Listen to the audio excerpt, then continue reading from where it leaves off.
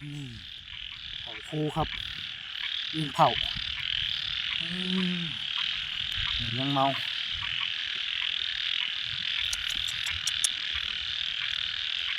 โค้มกัน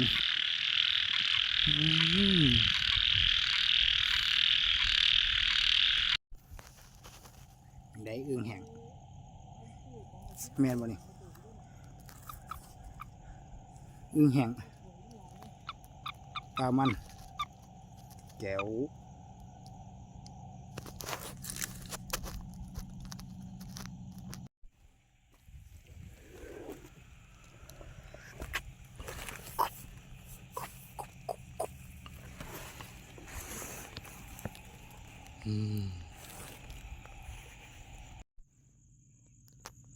เขียดบักคิกไง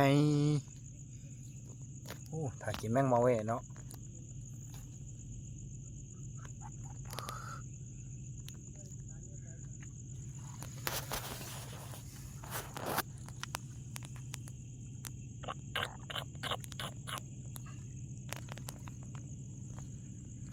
บักเอฟไงครับบู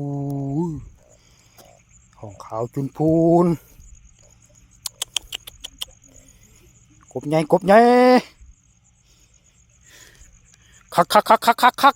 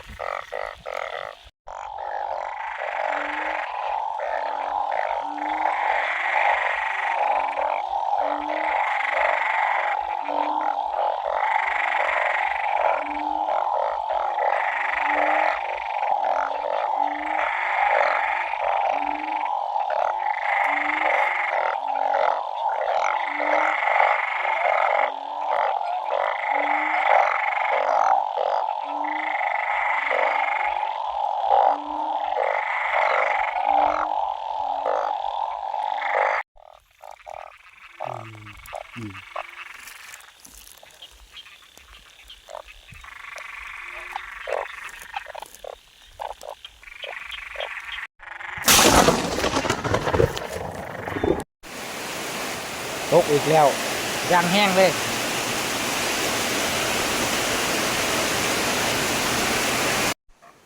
สรุปผลงานครับ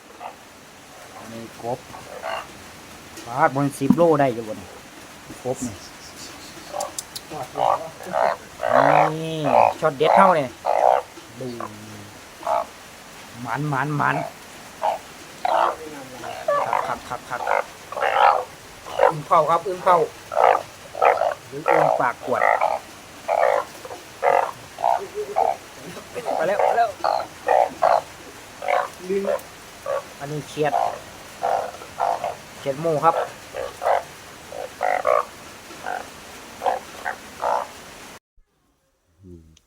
ตุ่มอึ่งหอมหอมห่วยเต็มหม้อเลยคักขนาด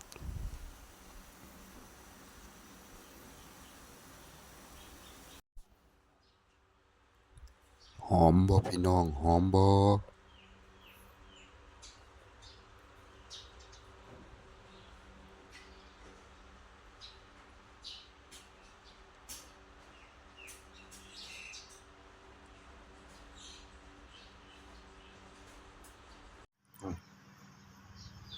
มาพี่น้องต้มอึ่งแม่ไข่คักขนาด